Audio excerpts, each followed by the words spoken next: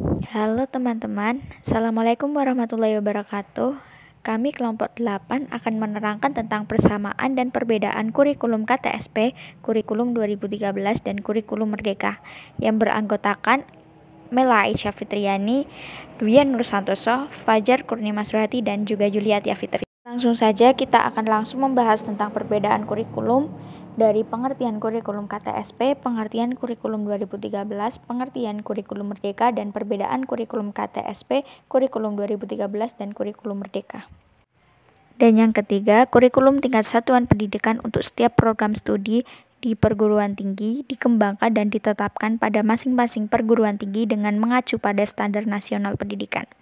Yang keempat, KTSP merupakan strategi pembangunan kurikulum untuk mewujudkan sekolah yang afektif, produktif, dan berprestasi. KTSP merupakan paradigma baru pengembangan kurikulum yang otonomi luas pada setiap satuan pendidikan dan melibatkan pendidikan masyarakat dalam rangka mengefektifkan proses belajar mengajar di sekolah. Otonomi diberikan agar setiap satuan pendidikan dan sekolah memiliki keleluasaan dalam mengelola sumber daya, sumber dana, sumber belajar, dan mengelola lokasinya sesuai dengan prioritas kebutuhan serta lebih tanggap terhadap kebutuhan setempat. Dan ada pengertian kurikulum 2013. Kurikulum 2013 adalah kurikulum berbasis kompetensi yang dirancang untuk mengantisipasikan kebutuhan kompetensi abad 21. Kurikulum 2013 mempunyai tujuan untuk mendorong peserta didik atau siswa mampu lebih baik melakukan observasi, bertanya, bernalar, dan mengkomunikasikan, mempresentasikan apa yang mereka peroleh atau mereka ketahui setelah menerima materi pelajaran. Kurikulum 2013 merupakan tindak lanjut dari kurikulum tingkat satuan pembelajaran KTSP yang sebelumnya kurikulum berbasis kompetensi KBK yang pernah diuji cobakan pada tahun 2004. KBK atau kompetensi basic kurikulum dijadikan acuan dan pedoman bagi pelaksana pendidikan dalam pembangunan kompetensi sikap, pengetahuan, dan keterampilan secara terpadu sebagaimana amanat UU 20 tahun 2003 tentang Sistem Pendidikan Nasional pada penjelasan. Dapat dijelaskan pada pasal 35 di mana kompetensi lulus merupakan kualifikasi kemampuan lulus yang mencakup sikap, pengetahuan, dan keterampilan sesuai dengan standar nasional yang telah disepakati. Kurikulum 2013 pembelajaran itu tidak hanya menekankan pada aspek kognitif saja, tetapi harus meliputi ketiga aspek. Pola pikir yang menjadikan rumus dalam pembentukan kurikulum itu adalah memandang bahwa standar kompetensi lulus diturunkan dari kebutuhan. Berbeda halnya dengan kurikulum sebelumnya, yaitu standar kompetensi diturunkan dari standar isi. Pembelajaran yang terjadi akibat implementasi dari kurikulum 2013 ini adalah pembelajaran tidak lagi berpusat pada guru, tetapi pembelajaran lebih banyak berpusat kepada aktivitas siswa. Karena pembelajaran lebih banyak berpusat pada siswa, akibatnya pembelajaran tidak lagi menjadi satu arah tetapi lebih bersifat interaktif. Kurikulum 2013 juga menuntut agar dalam pembelajaran terjadi aktivitas aktif dan menyelidiki, dan diharapkan juga guru sebagai fasilitator dalam pembelajaran dapat merancang pembelajaran agar siswa mampu menyelesaikan permasalahan-permasalahan yang konseptual dan nyata. Lalu ada pengertian kurikulum Merdeka. Merdeka belajar merupakan bentuk penyesuaian kebijakan untuk mengembalikan esensi dari ASMC yang semakin dilupakan. Konsep Merdeka belajar adalah mengembalikan sistem pendidikan nasional kepada esensi undang-undang untuk memberikan kemerdekaan sekolah, menginterpretasi kompetensi dasar kurikulum menjadi penilaian mereka. Kurikulum Merdeka belajar tidak mematok kemampuan dan pengetahuan siswa hanya dari nilai saja, tetapi juga melihat bagaimana kesantunan dan keterampilan siswa dalam bidang ilmu tertentu. Peserta didik diberikan kebebasan untuk mengembangkan bakat yang ia punya. Hal ini menunjukkan kekreatifan sistem siswa dan akan terwujud dengan sendirinya melalui bimbingan guru. Tuntunan bagi guru harus mampu mengembangkan konsep pembelajaran yang inovatif bagi peserta didik juga akan terwujud. Dalam konsep kurikulum Merdeka, belajar guru dan siswa secara bersama-sama akan menciptakan konsep pembelajaran yang lebih aktif dan produktif bagi guru maupun peserta didik. Konsep kurikulum Merdeka belajar merupakan terbentuknya kemerdekaan dalam berpikir. Kemerdekaan berpikir ditentukan oleh guru, artinya guru menjadi tonggak utama dalam menunjang keberhasilan dalam pendidik. Konsep kurikulum Merdeka Belajar ini sudah diwajarnya diterapkan secara merata di instansi pendidikan Indonesia saat ini.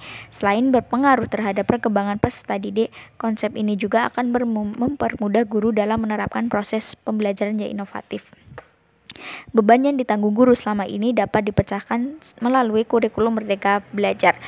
Selain itu, konsep kurikulum Merdeka Belajar juga akan menjadi solusi dalam menjawab tantangan pendidikan pada era digitalisasi seperti sekarang ini.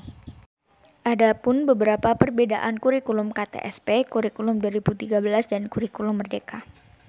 Kurikulum KTSP 2006 yaitu mata pembelajaran tertentu mendukung kompetensi tertentu untuk semua jenjang. Yang kedua, mata pelajaran dirancang berdiri sendiri dan memiliki kompetensi sendiri untuk semua jenjang. Yang ketiga, bahasa Indonesia secara dengan mapel lain untuk jenjang SD. Keempat, tiap mata pelajaran diajarkan dengan pendekatan yang berbeda untuk semua jenjang. Yang kelima, tiap jenis konten pembelajaran diajarkan dengan terpisah. Yang keenam, tematik untuk kelas 1-3 belum integrate, ini khusus untuk jenjang SD. Dan yang ketujuh, TIK adalah mata pelajaran tersendiri, ini khusus untuk jenjang SMP. Lalu ada bahasa Indonesia sebagai pengetahuan untuk jenjang SMP, SMA, SMK. Untuk SMA ada penjurusan sejak kelas 10 untuk jenjang SMA, SMA dan SMK tanpa kesamaan kompetensi untuk SMA dan SMK. Penjurusan di SMK sangat detail sampai keahlian untuk SMK. Lalu ada kurikulum 2013, yang pertama, tiap mata pelajar mendukung semua kompetensi untuk semua jenjang. Kedua, mata pelajaran dirancang terkait satu dengan yang lain dan memiliki kompetensi yang diikat oleh kompetensi inti tiap kelas untuk semua jenjang. Ketiga, bahasa Indonesia sebagai penghela mapel lain atau sikap keterampilan berbahasa untuk jenjang SD. Yang keempat, semua mata pelajaran diajarkan terkait dan terpadu dengan pendekatannya sama melalui mengamati, menanya, mencoba, dan menalar untuk semua jenjang. Yang kelima, bermacam jenis konten pembelajaran diajarkan terkait dengan terpadu satu sama lain untuk jenjang SD. Yang keenam, konten ilmu pengetahuan diintegrasi dan dijadikan konten penggerak mata pelajaran lainnya. Halnya untuk jenjang SD. Lalu tematik untuk kelas 1 sampai kelas 6 untuk jenjang SD. TIK merupakan sarana pembelajaran untuk jenjang SMP. Bahasa Indonesia sebagai alat komunikasi dan carrier of knowledge untuk jenjang SMP, SMA, atau SMK.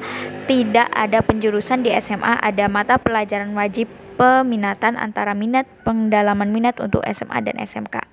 Lalu ada SMA dan SMK memiliki mata pelajaran wajib yang sama terkait berdasarkan pengetahuan, keterampilan, dan sikap untuk SMA dan SMK.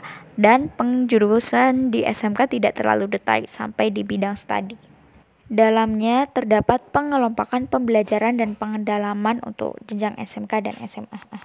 Lalu ada kurikulum kemerdekaan. Yang pertama, rencana landasan utama kurikulum merdeka adalah tujuan sistem pendidikan nasional dan standar nasional pendidikan mengembangkan profil pelajar Pancasila pada peserta didik.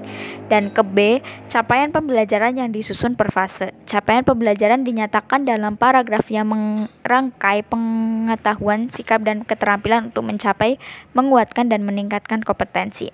Fase SD terdiri dari fase A setara kelas 1 dan kelas 2, fase B setara kelas 3 dan kelas 4, fase C setara kelas 5 dan kelas 6.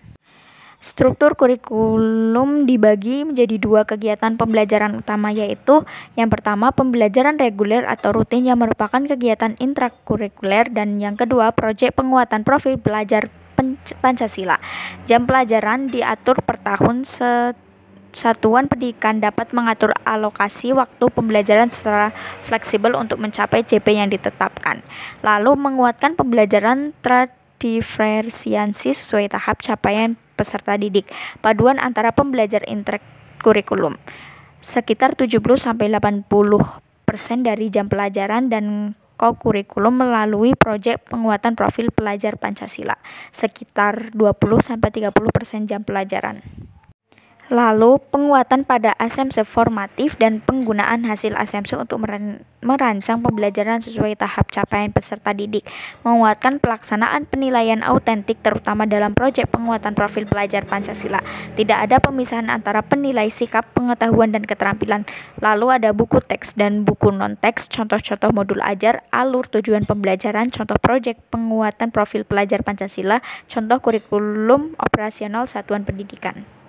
Yang terakhir ada panduan pembelajaran dan asesmen, panduan pengembangan kurikulum operasional sekolah, panduan pengembangan proyek penguatan profil pelajar Pancasila, panduan pelaksanaan pendidikan inklusif, panduan penyusunan program pelajaran individual, modul layan pembimbingan konseling. Lalu, persamaan kurikulum KTSP, kurikulum 2013, kurikulum Merdeka. Yang pertama, struktur kurikulumnya sama-sama dirancang oleh pemerintahan, tepatnya oleh Departemen Pendidikan Nasional. Yang kedua, beberapa mata pelajaran pada ketiga kurikulum ini masih sama. Dan yang ketiga, terhadap kesamaan pada esensi kurikulum, misalnya pada pendekatan ilmiah yang pada hakikatnya berpusat pada siswa, yang artinya siswa yang mencari pengetahuan dan bukan yang menerima pengetahuan. Dan yang terakhir, pada ketiga kurikulum ini memiliki komponen-komponen yang sama. Sekian presentasi dari kelompok 8. Apabila banyak kekurangan atau kesalahpahaman dalam mengatakan sesuatu dalam materi tersebut, saya sebagai perwakilan kelompok mengucapkan mohon maaf yang sebesar-besarnya dan terima kasih telah mendengarkan kelompok kami. Wassalamualaikum warahmatullahi wabarakatuh.